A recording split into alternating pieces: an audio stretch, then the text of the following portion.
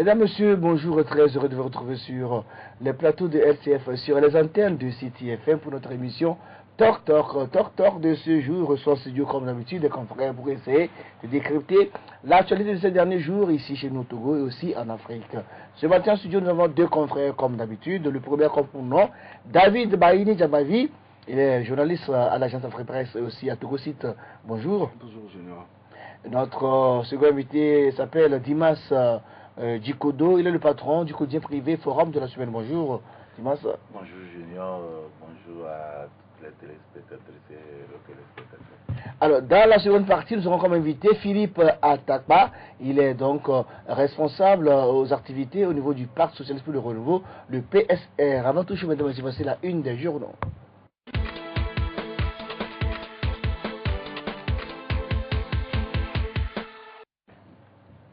La une des journaux de ce lundi, nous commençons par le journal La Voix du Peuple.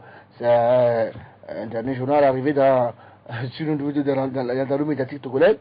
Le journal titre à sa une, revirement de situation en Gambie. C'est tout, c'est le titre, c'est clair également. S'affaire, recrutement fantaisiste, ethnisme, abus d'autorité, mauvaise gestion. L'administration publique en perte de vitesse où se trouve le ministre Gilbert Bawara, WhatsApp et le jeu Zouma mieux traité que les usagers. Second passage du Togo devant le CDH de l'ONU, le griot puisse abritomé à la tête de la délégation togolaise à Genève. L'hôpital de Parouda en agonie, désolation, tristesse, cri d'alarme, appel au secours. Des sanctions dans le monde du foot de la FIFA, la FTF Chadinich, Bana suspendu à vie. Également de lecture ce matin, le journal Le Correcteur. Le Correcteur titre à sa une, étude et adoption du budget sur fond de manœuvre pour couvrir les magouilles. Le rapport de la CET rejeté par les députés. Les résultats de la SALT largement déficitaires, de graves anomalies qui consacrent la malgouvernance. Décentralisation et élections locales après les 2,5 milliards en 2016, 4 milliards encore cachés dans les dépenses communes diverses en 2017. Alternance et consécration de la démocratie au Ghana, le Togo, de plus en plus isolé, avance vers le jubilé d'or de Nyasingbe. Fonctionnement des institutions de la République, Jean-Pierre Fabre rappelle la RAC à ses obligations. Dans les cas également ce matin, nous avons le journal Liberté, le quotidien privé Liberté. Renforcement de la démocratie au Togo, les États-Unis pour un référendum sur la limitation du mandat et un chronogramme des élections locales. Nouvelle alternance politique au Ghana, Nana Akufo-Addo du NPP élu nouveau président. Le Togo toujours sous la férule de Nyasingbe depuis 1967. Éducation, face au dilatoire du gouvernement, les enseignants menacent de nouvelles grèves. Grand reportage Bonita House à l'université et l'université technique de Wildao au centre d'une impressionnante innovation technologique. Forum de la semaine dans l'autre quotidien privé dans l'école ce matin. À la une, accident de véhicule des forces de l'ordre à Saoun, un mort et des blessés graves. FIFA sanction exemplaire pour l'organisateur de faux matchs Tchanile Bana balancé par Wilson Perumal qui révèle le mode opération du gang. Décentralisation et élection locale, l'UFC prête pour la bataille, homicide volontaire. Un Togolais brûle sa femme à Kiel, en Allemagne. Dans les cases également ce matin, Togo matin de Dieudonné Korolakina. Recording, scandale et coup de chef d'État africain. Mutisme incernable et inacceptable des dirigeants espionnés. Dossier, 68e journée des droits de l'homme, défendre autrui aujourd'hui. Diplomatie Nyasingbe en visite au Kenya. Et puis enfin avec nous ce matin, Tribune d'Afrique de Mars Carmel Sanvi. En gros titre, Bénin à Javon Gate, la rupture, coup bas et affairisme. La Chélie. Entretien Doji Apevon, président du FDR. Le FDR à Boifort Nyasingbe. Jean-Pierre Fabre, le Togo et moi. Togo Pascal Bodjona, une vie en retrait, mais aux aguets. Interview Carlos Ketoou, journalisme, président du PPT, journaliste et président du PPT. Le PPT est écarté alors que le renforcement de la liberté de presse passe par la mise en commun de toutes les forces. Eh bien, c'est tout pour la une des journaux de ce matin, le jingle derrière la première partie de l'émission.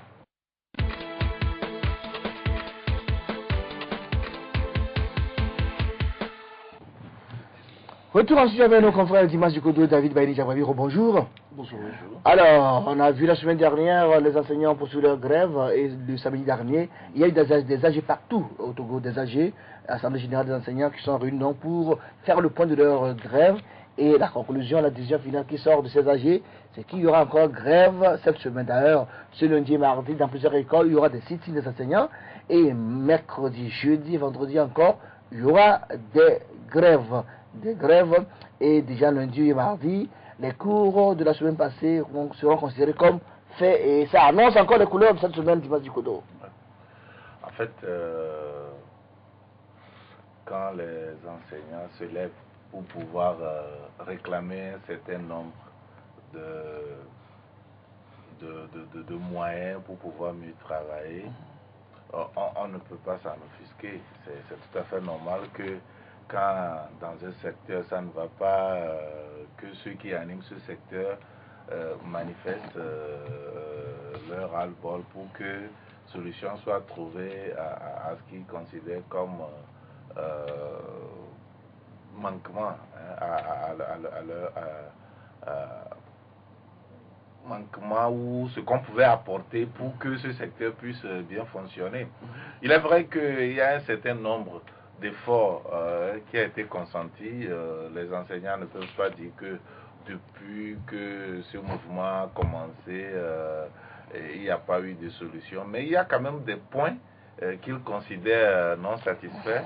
Et donc, c'est ces points qui sont soulevés. Mais là où, personnellement, moi, je ne suis pas d'accord, et plusieurs observateurs ne sont pas d'accord, c'est le fait de considérer les cours comme faits. Vous savez, dans tous les secteurs d'activité, quand il y a grève, quand on revient, on reprend le travail là où on l'a laissé. Et donc, quand on est dans le monde scolaire, il revient aux enseignants de revenir, non pas pour considérer les cours comme faits, et on ne peut pas, je ne veux pas dire qu'on doit leur imposer une séance de rattrapage aussi, autrement dit, c'est eux qui paient doublement la grève, mais de venir continuer là où ils ont délaissé le travail, de façon à ce que les inspections et les directions puissent tenir compte de là où le programme s'est arrêté pour pouvoir composer les épreuves. Mais quand eux, ils considèrent les cours comme faits, ça veut dire quoi? Ça veut dire que des cours non faits peuvent être demandés dans les épreuves. Et là, c'est les élèves et les étudiants qui sont pénalisés. Et donc, je dis que on ne peut pas demander aux médecins que quand ils vont revenir d'une grève, ils vont considérer les malades comme soignés. On ne peut pas demander ou bien les fonctionnaires de la fonction publique ne peuvent pas revenir dire que le dossier que nous traitons et nous sommes partis en grève, nous revenons, ce dossier est considéré comme traité. Alors les enseignants aussi peut-être des raisons, c'est vous les raisons, ils disent qu'il faut la grève, on leur retire des sous, de la grève. Ils sont des précoces. Oui, c'est pourquoi je dis qu'on ne peut pas leur demander de faire des coups de rattrapage. Là, ils sont pénalisés. Mais ils n'ont qu'à commencer le travail là où c'est laissé. C'est ça. Partout, quand vous faites la grève. Quitte à ce que le programme ne soit pas terminé. Oui, quitte à ce que le programme ne soit pas terminé et les inspections et les directions et autres vont tenir compte de ce qui est fait pour faire les épreuves. Mais si les cours sont considérés comme faits, ça veut dire que ces cours peuvent figurer sur les épreuves. Et là, c'est les élèves qui sont doublement pénalisés. David Javavi. Non, moi je pense que c'est la conséquence directe du manque de volonté de la part des autorités de trouver une solution définitive à ce problème qui gangrène le monde éducatif de notre pays. Les grèves, ça ne date pas d'aujourd'hui, la grève des enseignants ne date pas d'aujourd'hui, et encore que au niveau des enseignants, il y a un calendrier qui est bien établi, qui prend en considération la fin des vacances et donc le début de la rentrée. Donc pendant toute la période de la fin de l'année scolaire et les deux mois et demi de vacances, le temps est quand même assez disponible pour pouvoir enclencher les discussions avec les enseignants et ne pas attendre la veille ou quelques semaines avant la rentrée pour déclencher ces discussions-là. C'est ce qui pose problème. Les enseignants, ce qu'ils réclament est tout à fait normal. Parce qu'il faut disposer d'un certain nombre de moyens pour pouvoir vivre et pouvoir bien travailler. Tous ceux qui sont, vous et moi, nous sommes tous passés dans les mains des enseignants. Tous les professionnels aujourd'hui, le chef de l'État actuel, le ministre de l'Éducation actuel, nous tous, nous sommes passés dans les mains de ces enseignants-là. Alors aujourd'hui, quel est le problème pour que à chaque rentrée scolaire, nos enfants vivent cette tragédie-là qui consiste à ne pas avoir droit au cursus normal de temps de cours au cours d'une année, parce qu'en face, on vous dit que le ministère de l'enseignement ne veut pas aller vers des discussions. On a appris la semaine dernière ce qui s'est passé. Moi, personnellement, j'ai eu la chance d'avoir fait une tournée à l'intérieur du pays. J'ai vu un peu ce qui s'est passé au niveau de certaines villes où on a vu des enfants, des élèves qui sont sortis des cours pour exiger que des solutions soient trouvées aux problèmes de leurs enseignants. Ce n'est pas aux enfants, ce n'est pas aux élèves d'exiger cela. Il faut de la part du gouvernement une oreille attentive aux réclamations des enseignants. Ce n'est pas dit qu'il faut régler toutes les revendications de ces enseignants, mais point par point, si les enseignants lisent cette volonté de la part du gouvernement, on n'assisterait pas à ces arrêts de cours intempestifs. Alors aujourd'hui, il est encore temps, parce que dans 2 semaines, les enfants vont partir pour les congés de Noël. Mais bien avant les congés, il y aura les compositions du premier semestre. Voilà, et donc il est temps pour le gouvernement de rappeler les enseignants, de trouver un cadre de discussion. Mais ça, la discussion a commencé jeudi dernier, ils sont réunis jusqu'à tard dans la nuit. Il n'y a pas eu de terrain d'attente parce qu'au niveau des primes, ça pose problème. Justement, et les enseignants haussent le ton. Aujourd'hui, je pense quand même que le gouvernement dispose du minimum de moyens pour aller à la solution des revendications. Dimas, le problème avec le Togo, si vous l'avez fait aussi là, peut-être. Le problème des enseignants, ça ne commençait pas aujourd'hui. Et avant même le sommet, le gouvernement, sachant venir le danger, la menace, a dû reporter la rentrée. Pourquoi juste après ce report? On n'a pas pu approcher les syndicats, essayer de les calmer avant qu'on commence la rentrée. Et même au premier jour de rentrée, vous vous rappelez, il y avait une menace de grève, mais ils ont ignoré. Alors au début, la chose ne prenait pas l'ampleur, il n'y avait pas l'ampleur, il y avait la pression. Et c'est quand les élèves ont fait descendre de la rue que le gouvernement s'est dit, ah ben ça devient sérieux, mais venez on va discuter. Pourquoi souvent le gouvernement n'anticipe pas? Oui, c'est le laxisme qui est dénoncé de part et d'autre.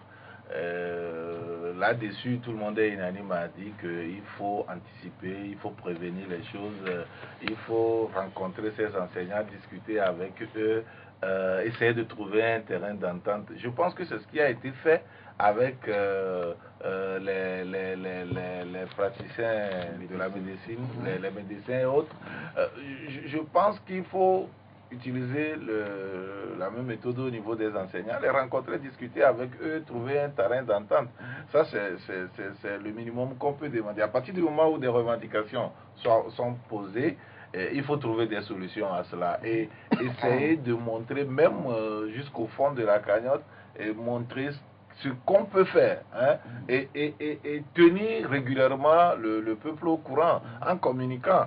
Parce que jusqu'alors, il y a un silence radio qui n'arrange pas les choses. Le gouvernement doit communiquer, doit démontrer ce qu'il est en train de faire vis-à-vis de ce problème qui touche toute la nation. Et là-dessus, on est unanime. Personne ne remet en cause les revendications des enseignants. Ça, c'est tout à fait. Mais c'est l'approche, la gestion de la crise, voilà, qui pose problème. Qui pose problème au niveau du gouvernement, la façon dont le gouvernement montre un peu de laxisme. Je suis sûr qu'il y a un travail de fond qui se fait, mais il n'y a pas de visibilité dans ce qui est en train de se faire. Et donc là-dessus, ça laisse tout le peuple en émoi. Et je pense que si on ne trouve pas de solution à cela, et qu'à chaque fois, il faut voir nos enfants dans les rues, soit disant qu'ils veulent soutenir leurs enseignants, je pense qu'on va vers la dérive là. Ça va s'exploser. Mais je dis ceci. En aucun cas, on ne doit pas pénaliser doublement les enfants. Non seulement ils n'ont pas la connaissance, mais on va leur demander de composer dans ces connaissances-là. Et donc je dis que là-dessus, les enseignants n'ont pas à dire qu'ils ont considéré les cours comme faits pendant ces périodes de grève. Ils n'ont qu'à reprendre le travail là où ils l'ont laissé pour partir en grève.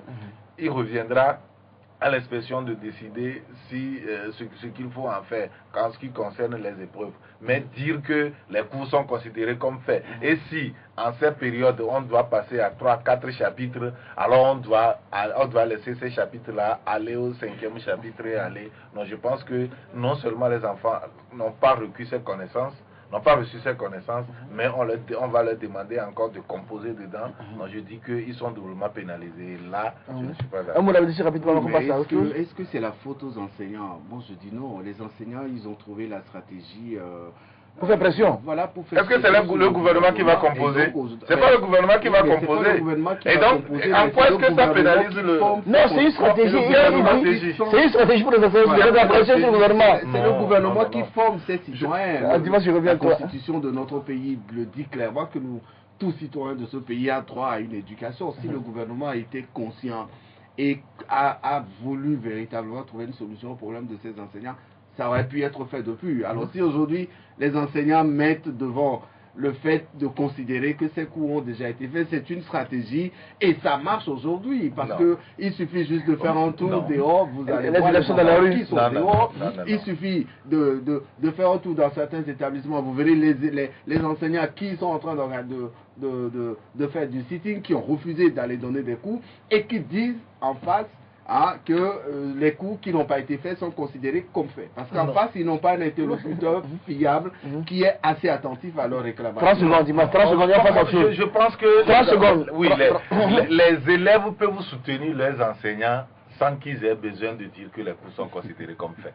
Là, c'est pas évident. Là, c'est pas évident. On a vu par le passé que les enseignants font le gré et ils ne sont pas les cours, les enfants sont là dans la maison tranquille, et ça revient. Vous pensez que les enfants sont dehors parce qu'on a dit que les cours sont considérés? C'est la raison pour laquelle ils Non, c'est faux. Les enfants sont dehors parce qu'on leur dit d'être dehors. On sait comment tout ça se passe. Non, David, nous sommes tous des Togolais, on sait comment ça se passe. Comment ça se passe? Non, mais vous allez nous dire que des actions coordonnées qui se passent simultanément dans des différents établissements. C'est un effet de contagion. Non, c'est pas un effet de contagion. Aujourd'hui, nous sommes au monde de la technologie, les enfants s'écrivent entre eux. Je pense que c'est... Les images circulent sur les réseaux sociaux. Coordonné. Non, les enfants voient. Mais quand tu vas commencer, d'avoir commencé la vente, ça revient suivi, le même appris. Et même si c'est coordonné, c'est aussi l'atteinte des résultats pour lesquels je ne refuse pas. Je dis que cette coordination peut se faire sans qu'on ait considéré les cours comme faits. Ça, c'est là-dessus, moi, personnellement, je ne suis pas d'accord. On va voyager. Alors, chez notre ami Yaya Jammeh. C'est l'ami de Dimas également.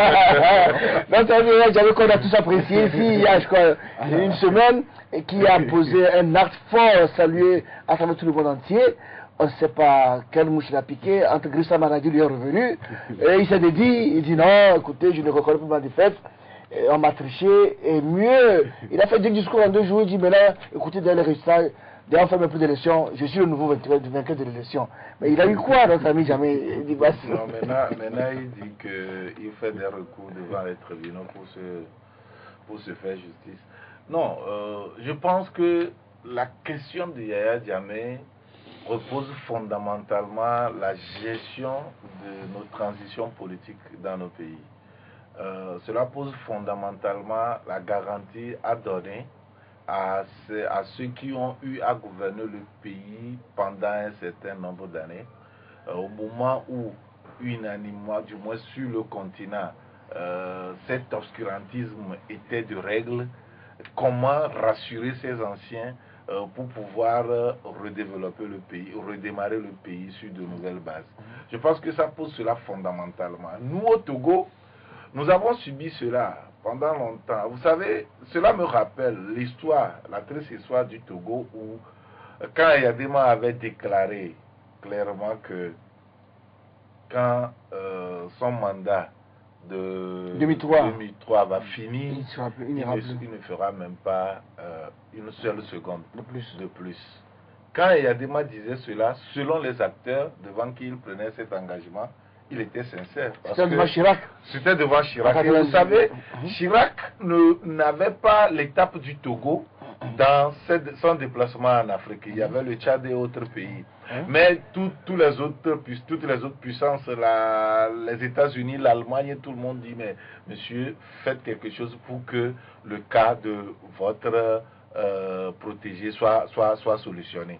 Alors, il s'est mis sur lui de revenir au Togo et de contraindre Yadema à prendre cet engagement. Et vous savez... Mais Yadema n'a pas pris par gaieté de cœur, il a fait aussi parce que après le hold-up, c'est après le hold-up de 98, oui, pour essayer de faire bonne mine. Rapidement, vous allez voir. Non, c'est pas pour essayer de faire bonne mine. Il était effectivement contraint à le faire.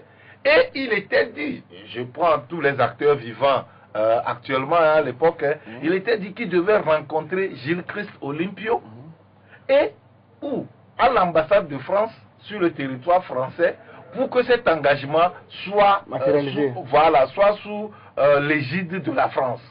Et il était dit, c'était arrêté. C'était un confrère d'ailleurs que le responsable des renseignements au Togo ici, des renseignements français au Togo, à l'ambassade de France au Togo ici, était contacté. C'était un confrère qui était contacté. Et il avait vu Georges Lawson, qui est vivant aujourd'hui et qui peut témoigner, et qui a contacté Gilles Christ Olipio, qui est revenu à Accra. Ils se sont rencontrés, un travail est fait. Il devait revenir à Lomé. C'est en ce moment où Gilles Christ était venu à la frontière et retourné. Vous savez quoi? Quand ils étaient arrivés, ils devaient franchir la frontière. Quand Jean-Pierre Fabre a dit, non mais écoutez, c'est le commandant Ati qui avait saccagé nos usines à Neho, qui va sécuriser le convoi pour amener Gilles Christ. Alors là, on ne va pas. Et tout a été capoté le jour-là. Gilles Christ était resté à la frontière. Et là, tout le monde l'a suivi au Togo ici et est reparti. Or, en ce moment, qu'est-ce qui devait se faire? Yadema avait dit, écoutez, je suis vieux, j'ai mes enfants. Avant, je ne peux pas remettre le pouvoir à des gens qui respirent la vengeance contre moi. Mais non, j'aimerais terminer mon raisonnement.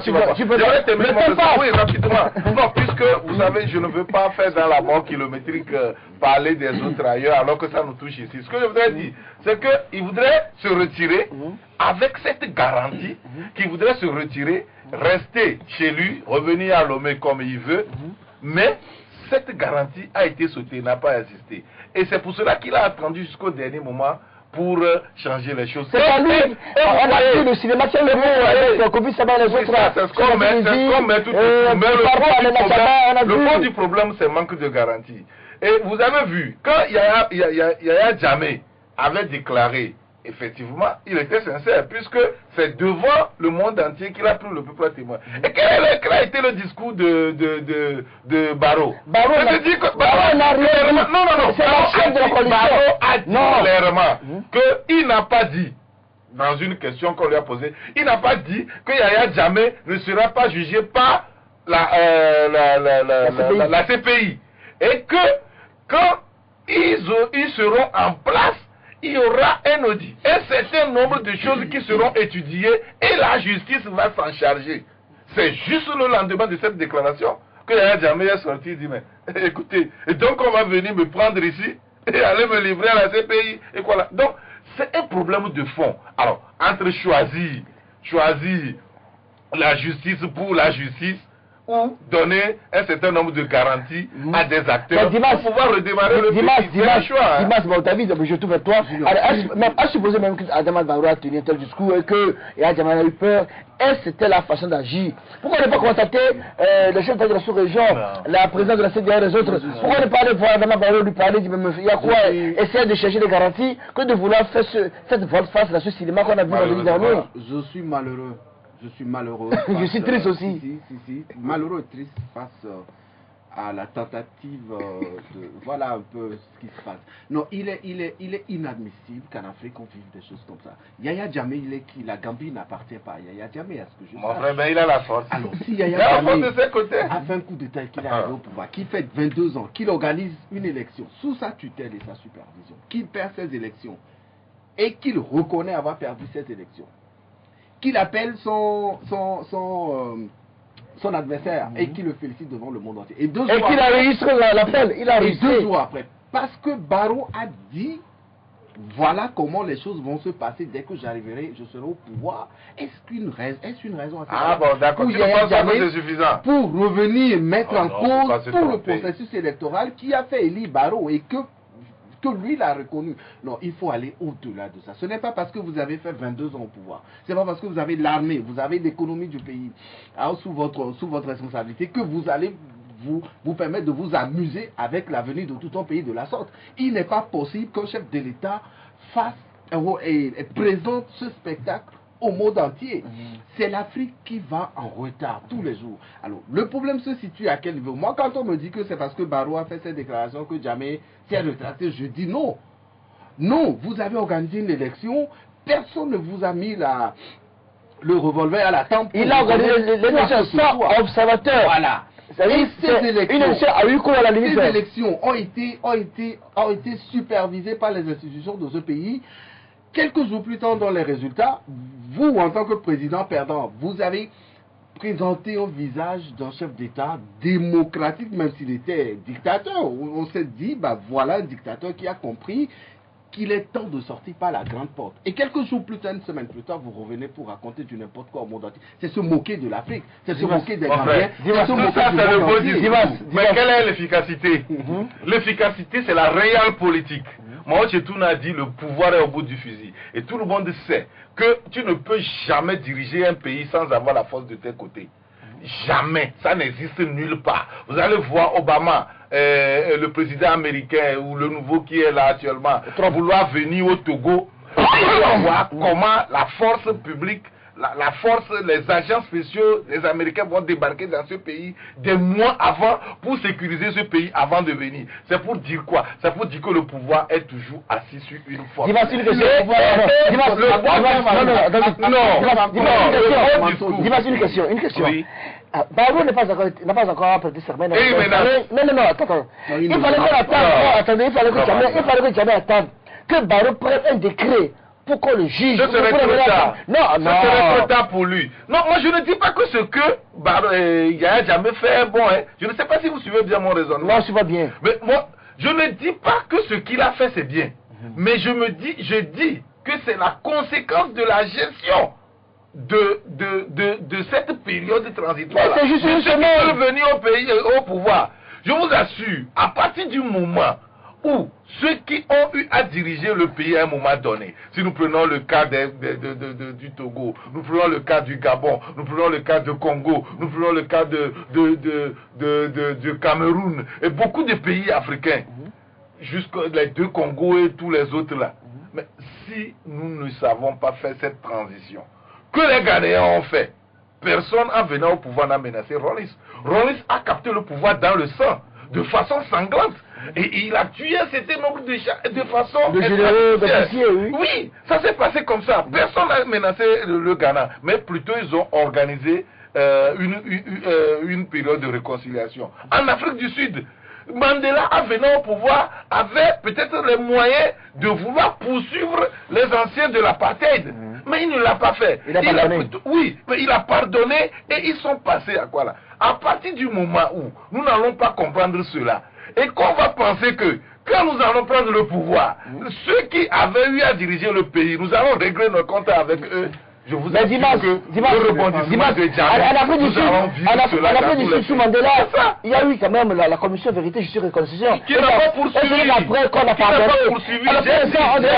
J'ai dit que vous allez voir qu'en Gambie, si c'est cela que Barrow a préconisé, peut-être que ça allait marcher. Mandela n'avait pas menacé de juger les Frédéric de Klerk et les autres. Il l'avait pas fait. Mais il a demandé à ce qu'il y ait cette réconciliation-là. C'est ce qui a été fait au Ghana. Pourquoi on ne veut pas prendre l'exemple de ces pays qui ont réussi?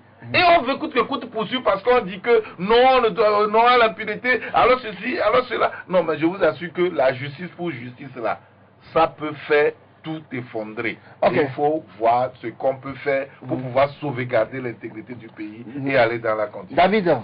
Non, moi je ne comprends pas toujours les explications que les gens tentent de donner à la position de Jammeh aujourd'hui. Si Barrow tient un discours pour remettre le pays sur les rails, vous savez, en Gambie, la justice n'a jamais été libre.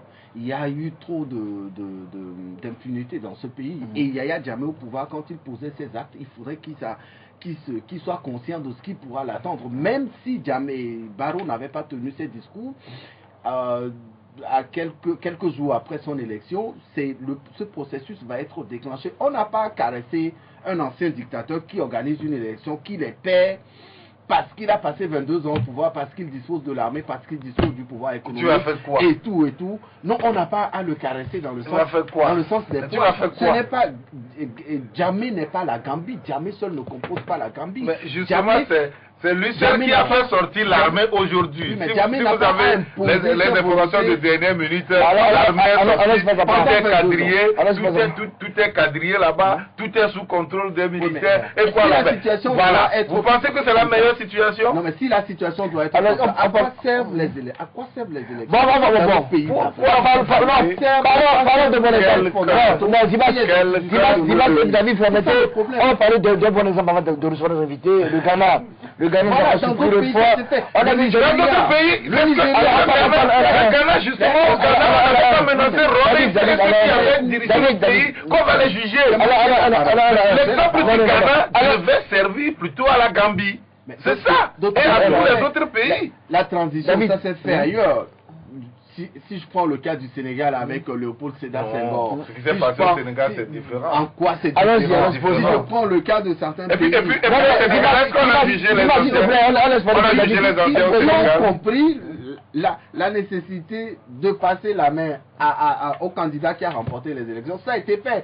Moi, je suis sidéré Est-ce qu'il y a eu une menace? Est-ce qu'il y a eu des menaces? menacé. Même si Barrow ne l'avait pas dit, Junior, même si Barrow ne l'avait pas dit, hein, dès qu'il prendra le pouvoir, Yaya Jammeh il va passer devant la justice. Oui, C'est clair. c'est clair. Ou devant la pays, ou devant les institutions. Les amis ont dit un monsieur le Ghana, Nana Akufo-Addo, dis-moi s'il te plaît, Nana Akufo-Addo, pour la seconde tentative, a réussi maintenant parce qu'il est passé une fois avec Tamis, il a été battu avec John Mahama, il a été battu de justice, tu sais. Cette fois-ci, l'ancien ministre des Affaires étrangères, John Kufuor, a été élu président et il a battu sévèrement le président sortant John Mahama parce que ça fait 53%, mais d'ailleurs environ 53% contre 44%, c'est vraiment considérable. Ouais, c'est considérable, surtout pour un président en exercice, c'est vraiment considérable. Non, je pense que Nana Akufo-Addo a eu comme patience le socle de sa victoire. Il s'est patienté, il a mis tous les moyens de ses côtés. Et vous savez que la coalition, d'ailleurs, qu'il a soutenue et qu'il a eu publiquement remercié, c'était une coalition formidable. Et quand tout le monde a vu cette allure, on savait que le gars est parti cette fois-ci pour pouvoir vaincre. Et puis ce qui est intéressant, vous allez voir que il a su tirer le son des manquements des autres élections, la façon dont on a fraudé puisqu'il était parti avec un certain nombre de preuves jusqu'à démontrer que des Togolais, pas des binationaux, ceux qui vivent au Ghana ou quoi, des Togolais sont venus voter au Ghana. Et à plusieurs reprises, il a apporté cette preuve lors de les deux dernières élections-là pour prouver que c'est comme cela, c'est pas cette voie que l'NDC a gagné, oui. Voilà, fraude les choses. Mais il a pris maintenant les dispositions de façon à ce que ces fraudes soient considérablement réduites. Et je parlais tout de suite de la coalition et vous allez voir à côté de lui, même l'ancien président Jerry Jano Rawlings, qui l'a soutenu. Bon, il n'a pas soutenu, hein? Il a dit clairement qu'il l'a soutenu. Il n'a pas soutenu. Bon, officiellement, il n'a pas soutenu. Il a dit que... Non, quand on voit Rawlings aller voter pour sa femme, pour le parti de sa femme, là où sa femme s'est présentée, et la femme a eu 0 voix. Et la femme a eu 0 voix. Ça veut dire que Rawlings a voté contre, même son parti. Il y a un d'ici, il y a un d'ici. David, vas-y, on va essayer de recevoir l'invité rapidement. Vous savez que le pouvoir de John Mahama avait été considéré par beaucoup de Ghanéens comme un pouvoir par accident avec le décès de John Mahama. Même si un autre mandat lui a été concédé plus tard, les Ghanéens n'étant pas satisfaits des résultats produits sous la présidence de Mahama ont compris qu'il faut peut-être donner la chance à Addo pour qu'il puisse faire valoir ce qu'il a aussi comme compétence. Et ça fait la 3e fois en 15 années, il a tenu dur. Et donc aujourd'hui, en 12 ans, c'est en 12 ans. Voilà, c'est 4 ans. Si aujourd'hui il est appelé à gouverner ce pays, eh bien on verra ce que sera le Ghana dans les... L'alternance, c'est toujours la richesse au Ghana, le Ghana le vivre depuis un moment. On va marquer une pause derrière pour notre invité politique, Philippe Atakba.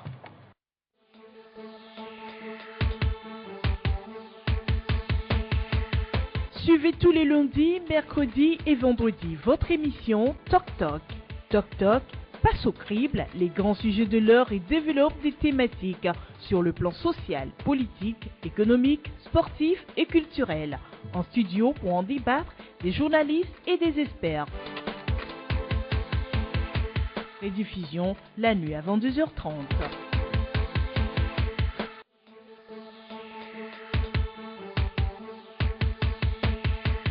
Suivez tous les lundis, mercredis et vendredis votre émission Toc Toc. Toc Toc passe au crible les grands sujets de l'heure et développe des thématiques sur le plan social, politique, économique, sportif et culturel. En studio pour en débattre des journalistes et des experts. Rediffusion la nuit à 22h30.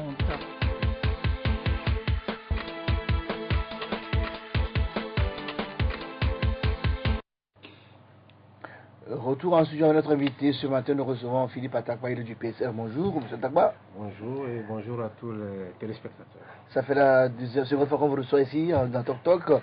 Alors, vous étiez peut-être, si vous n'étiez pas, votre parti était sûrement à l'atelier sur la décentralisation organisée la semaine dernière par le gouvernement pour plancher sur la décentralisation, la feuille de route. À l'issue de l'atelier, on a attendu, selon le communiqué qu'on a lu, d'ici la fin de l'année 2018, il y aura enfin des élections locales au Togo. Vous y croyez? Bon, d'abord, il faut vous dire que je ne suis pas saint, mais je peux m'appeler Thomas. Donc moi, ce pouvoir a toujours signé ce qu'il faut signer. Ils n'ont jamais rien respecté. Ça m'étonne même qu'à la sortie, tout le monde dit « Ah, enfin, on va avoir les élections locales ». Rappelez-vous les deux engagements face à l'Union européenne. Ça fait combien d'années? C'est depuis 2004, hein? Ça fait combien d'années? Rappelez-vous, l'APG, ça fait combien d'années? Donc moi, je préfère attendre un décret qui nous appelle à aller aux élections avant de dire ah bravo, enfin on va aux élections, plutôt qu'aujourd'hui commencer à crier, sachant que ce pouvoir est un pouvoir fourbe qui ne tient jamais ses engagements. La preuve, par rapport aux enseignants qui sont dans la rue avec leurs élèves, c'est une grève récurrente qui revient tous les ans. Et à chaque élection, nous parlons toujours des réformes constitutionnelles, des réformes institutionnelles. C'est-à-dire que ce pouvoir ne respectant rien, moi j'ai peur pour tous ceux qui crient que bravo, c'est fait, que ce pouvoir-là aussi ne puisse pas nous amener aux élections locales. Mais en tout cas, les élections locales, c'est une bonne chose. Moi je dis, on ne peut pas construire une maison solide à étage si on n'a pas de fondation solide. Et pour moi, la fondation, c'est la démocratie locale. C'est le développement local. C'est ça même qui est plus important. Mais c'est pour moi, vous devez vous réjouir du fait que, au moins, le problème a été posé, que durant 3 jours, les gens en ont parlé largement, longuement. C'est ce que je vous dis. On a toujours parlé. L'APG, là, qu'est-ce qu'on a fait? Non, mais non, au niveau de la décentralisation, on n'a jamais eu un atelier autour de la décentralisation. Au moins, c'est une grande première. Il faut saluer cet atelier ou bien. Monsieur, il y a un problème qu'il faut comprendre. Moi, je salue l'atelier. J'ai dit simplement que si c'est pour aller encore prendre des engagements qu'on va mettre dans le tiroir, ça ne sert à rien. Ce qui compte, ce n'est pas d'aller se retrouver quelque part, parler de tout et de rien, et à la fin boire et dire ah c'est bien, on a travaillé, et qu'à la fin le Togolais ne trouve pas son compte. Le problème aujourd'hui, c'est qu'il faut que les Togolais trouvent leur compte. Pour moi, pour que les Togolais trouvent leur compte, c'est qu'on aille à ces élections locales avec des élus locaux qui ont l'assentiment de la population locale, qui leur donne tous les pouvoirs, donc permettant par exemple de faire appel de fonds, tout ça, pour développer réellement nos préfectures, pour développer nos mairies. Voilà la réalité des faits. C'est comme ça que je vois les choses. Mais quand vous dites ça, moi je vais aller même plus loin. Imaginez qu'on ait à ces élections locales demain. Et que, parce que rien n'est écrit, on dit on va transférer les pouvoirs. Mais cela, vous êtes du pouvoir ou de l'opposition. Moi, j'ai peur, par exemple, que, je ne sais pas, les maires de l'opposition dans des grandes villes, parce que c'est sûr qu'on aura les grandes villes, c'est-à-dire que puissent être biaisés par rapport au financement. Et ce qui va amener la population à dire que les opposants n'arrivent pas à gérer, alors que c'est justement le pouvoir qui est en train de fermer le robinet. Mais attendez d'arriver là-bas d'abord, M. Atakba. Oui, tous ces développements-là, c'est-à-dire qu'un homme prudent va le mal de loin. Moi, je suis prudent. C'est pourquoi, dès le départ, il faut qu'on parle sérieusement de ça avant qu'on aille à ces élections. Monsieur Atakba, justement, par rapport à votre prudence, est-ce que vous n'estimez pas, vous l'avez dit tout à l'heure, que vous n'avez plus confiance au gouvernement ou au pouvoir en face sur ces différentes rencontres et tout le reste?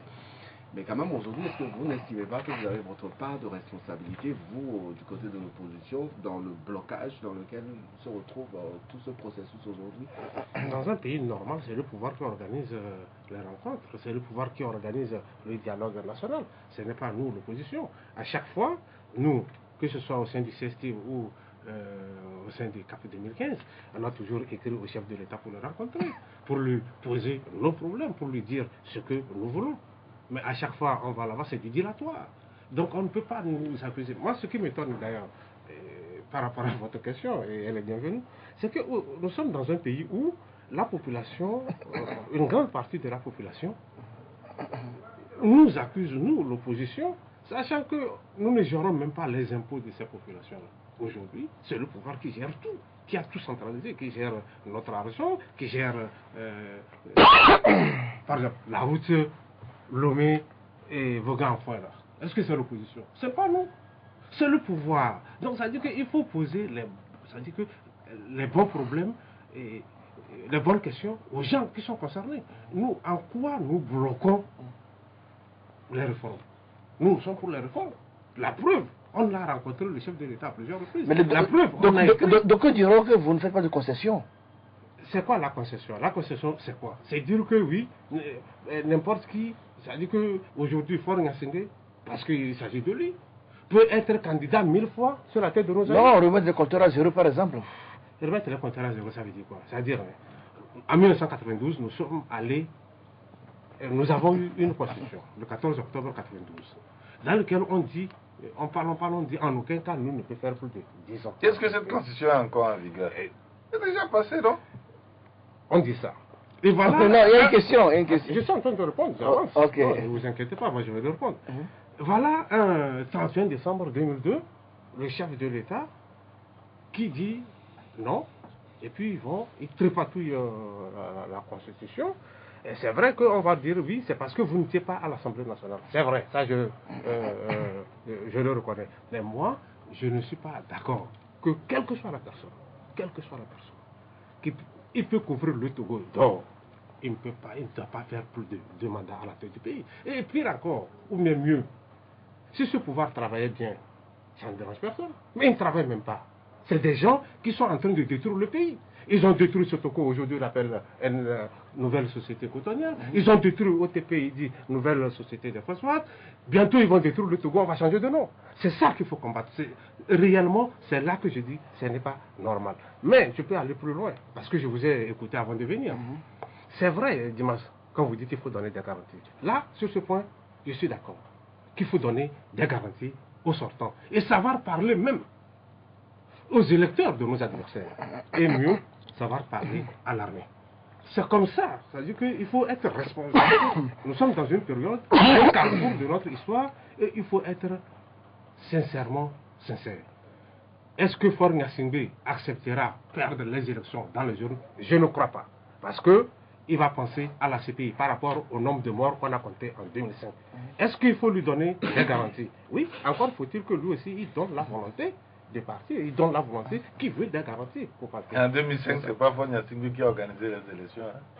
C'est ce que vous dites. Il était candidat. Il a fait un coup d'État, oui ou non? Il a fait un coup d'État. C'est les morts. Il a fait un coup d'État en 2005. Il ne faut pas qu'on se fasse. Monsieur Atamba, est-ce qu'aujourd'hui vous avez la capacité de parler au chef de l'État? Est-ce que vous avez la force ou la réelle volonté de rencontrer le chef de l'État et de lui dire les garanties que vous pouvez lui proposer? Est-ce que vous avez la capacité de parler à l'armée? Est-ce que vous avez la même capacité de retourner parler au peuple? Je rappelle que M. Takwama était un ancien officier de l'armée togolaise.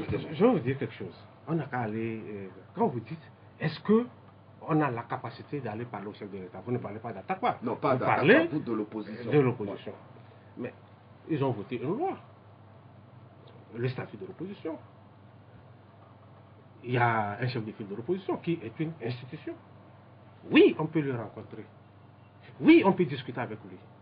Encore faut-il que lui aussi, il donne la volonté d'ouverture. On ne peut pas aller là-bas et puis dire non, le Togo c'est le Togo, hein, le Burkina c'est le Burkina. Non. Il faudrait réellement qu'on discute. Vous savez, moi je regrette parce que dans les années 90, on était encore bambins. Et que cette conférence nationale, moi j'estime, et je le dis, que ce n'était pas une conférence nationale. Parce que nous ne sommes pas allés là-bas pour mettre les bases même de notre pays. Nous sommes allés faire la chasse à l'homme. Et moi, c'est ce que je ne veux plus sur la terre de nos aïeux. C'est pourquoi j'ai dit, s'il y a garantie à donner, on donne des garanties. Mais il faudrait sincèrement aussi que le pouvoir en face commence à donner des signaux. Parce que lesquels, par exemple? Vous ne pouvez pas faire n'importe quoi en pensant que vous êtes protégé. Je prends un seul exemple. Le ministre des Travaux publics qui nous dit, avant la fin de l'année, la route, là, elle serait... Le Mévougan, elle serait claire. Sachant qu'il est en train de mentir, sachant qu'il a menti, mais il garde sa place. Ça, ce n'est pas normal. Ben, il nous reste encore 3 semaines avant la fin de l'année, bien je dois patienter encore un peu, mais je vais pas. On va patienter un peu. Attendez la fin d'année avant de faire le point. Ouais, peut-être peut-être que la roue se fait de façon mais on ne sait pas. Bon, on va évoluer. Alors, j'aimerais demander à M. Le PSR a eu à participer à l'action gouvernementale. Quel a été le bilan? Qu'est-ce qui vous a motivé à rentrer dans ce gouvernement, sachant pertinemment les caractères que vous décrivez actuellement de ce gouvernement? Mais vous avez eu quand même à participer à l'action gouvernementale pendant des années. Je rappelle que Maître Abi Tchessa était ministre de la Justice. Avec les relations avec les institutions. Ce que vous dites, c'est très bien. Et je vais vous dire, c'était dans un gouvernement d'union nationale. Et je l'ai déjà dit ici, Faure Gnassingbé, malgré le coup d'État du 5 février, il a prononcé certaines paroles après ce coup d'État, pendant la campagne électorale. Après la campagne électorale, on a dit bon, on n'a qu'à lui faire confiance. Et c'est pour ça que nous sommes rentrés dans ce gouvernement d'union nationale. Je dis bien gouvernement d'union nationale. Premier point. Deuxième point, vous dites quel est le bilan. Aujourd'hui, quand on parle de la justice, c'est nous. C'est nous qui avions arrangé la justice. Vous l'avez modernisé? La modernisation de la justice a commencé par Maître Abi Tchessa. Avec les coups de pinceau et les papiers au sol, mais quoi? Non. La libération des prisonniers, ça a commencé par nous. Et Pacha, à ce temps qui était du pouvoir, disait à Maître Abi, ce que je n'aime pas chez toi, c'est que tu libères trop les prisonniers. C'est-à-dire qu'il faut qu'on soit clair là-dessus. La modernisation de la justice a commencé par nous. Mais malheureusement, on a quitté le bateau. Dès le moment où on a quitté le bateau, vous constatez tous les ministres de la justice qui viennent. C'est des gens qui mettent leur bouche partout.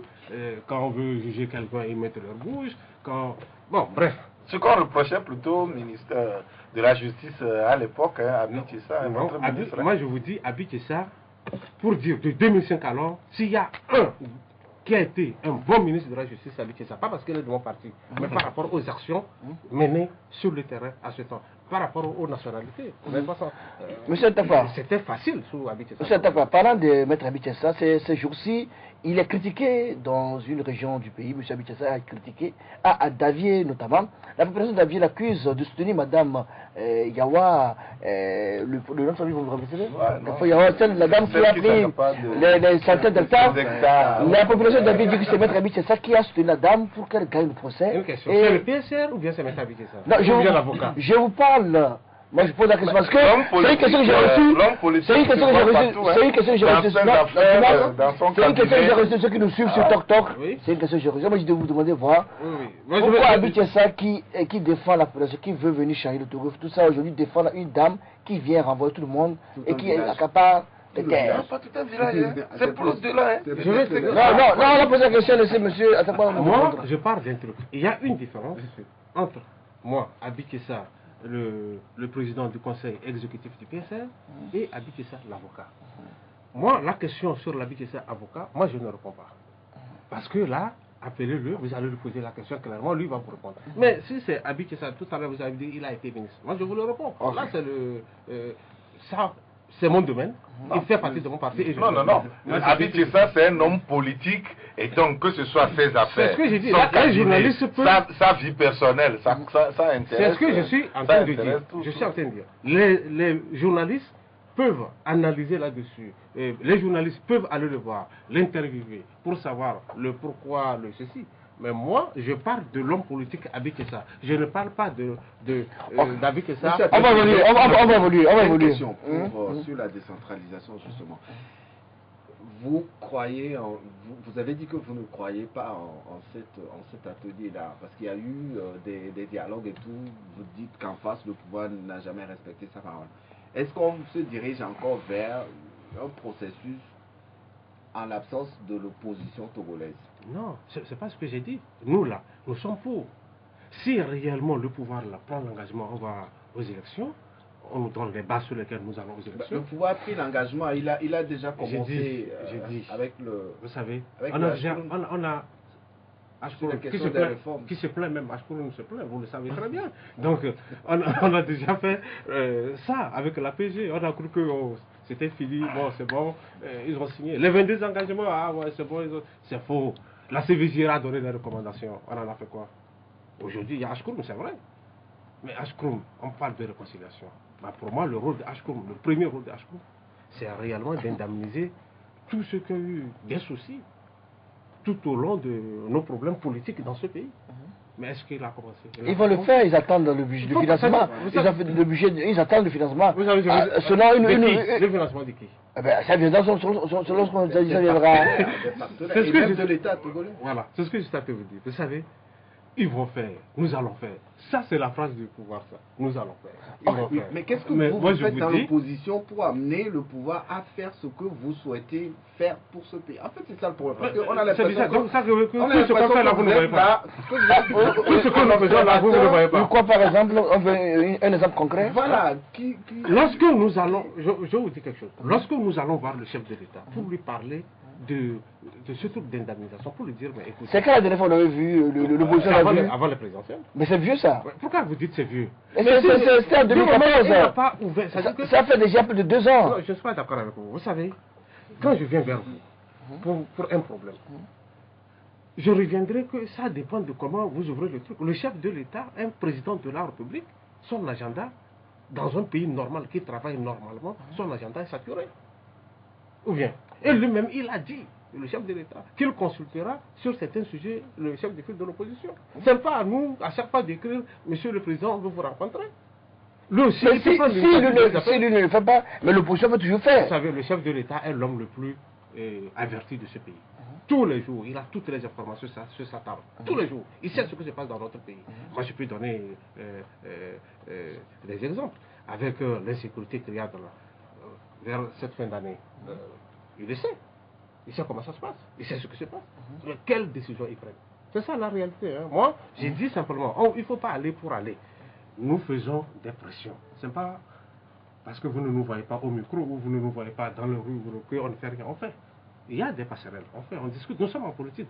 C'est le pouvoir qui pense que nous sommes des ennemis. Nous les considérons comme des adversaires. Et comme des adversaires, le dénominateur commun pour nous tous, c'est le Togo.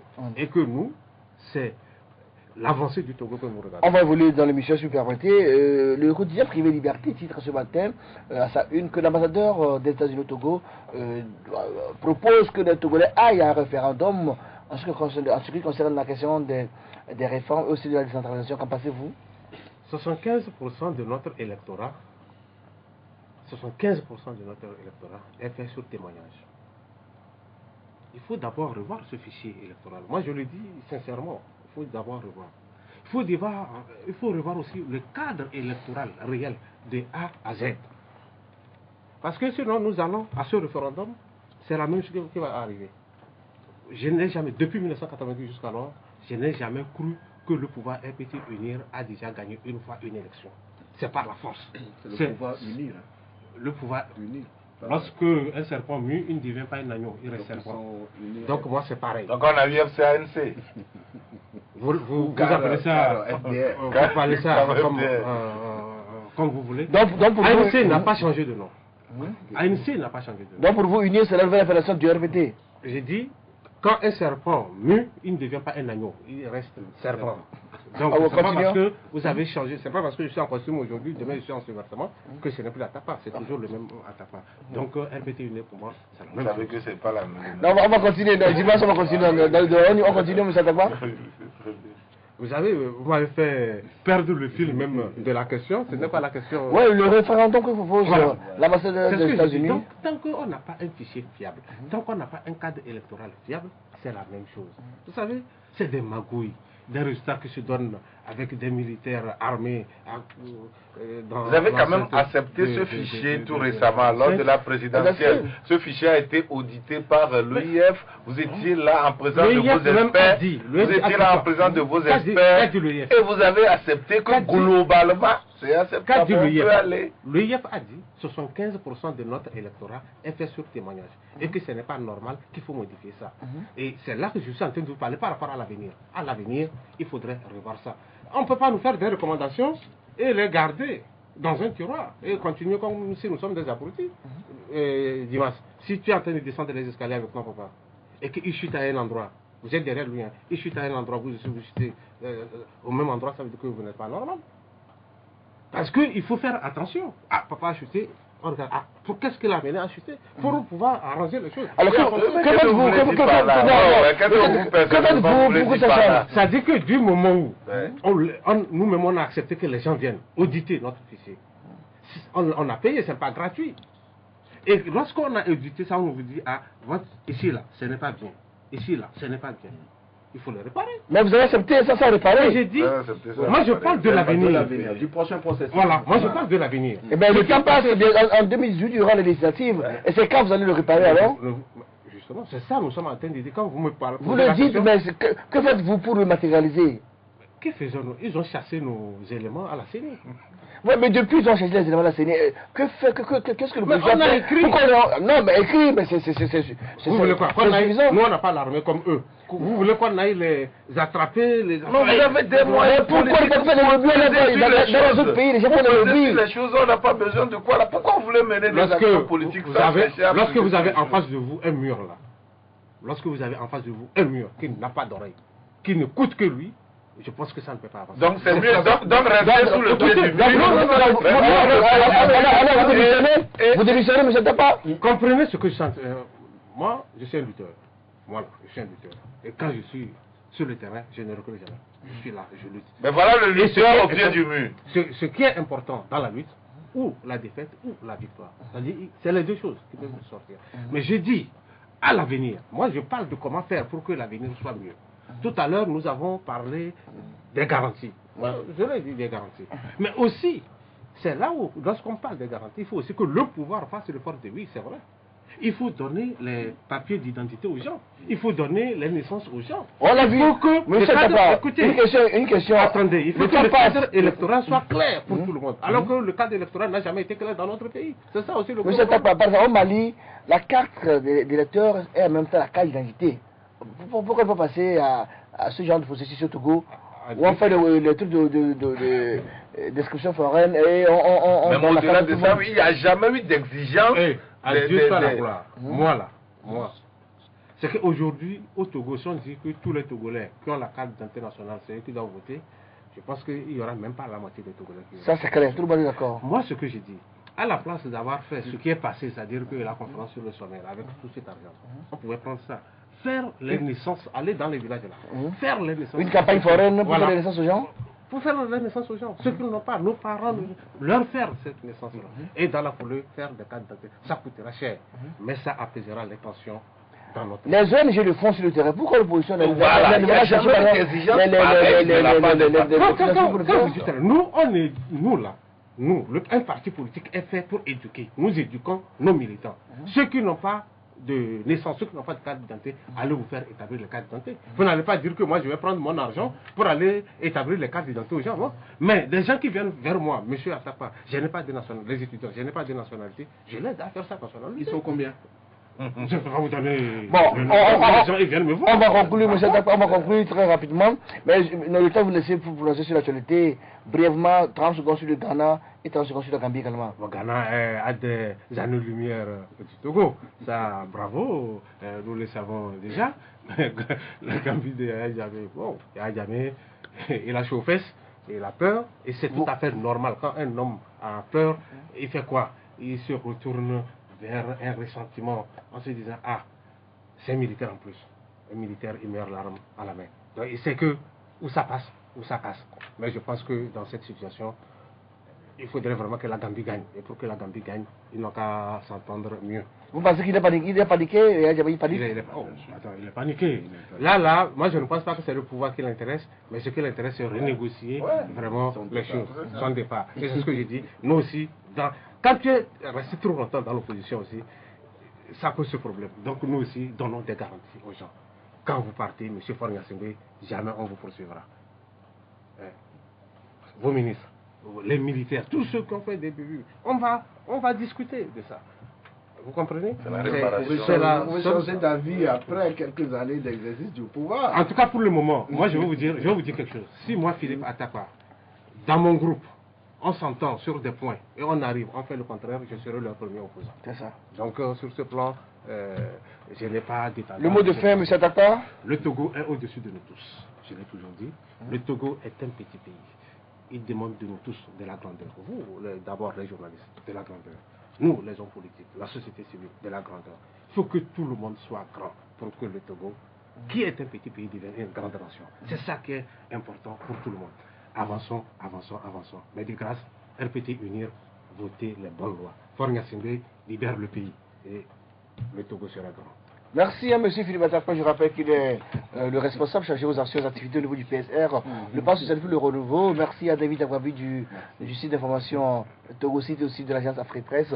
Merci à Dimanche Dikodo, le patron du cognac privé Forum de la semaine.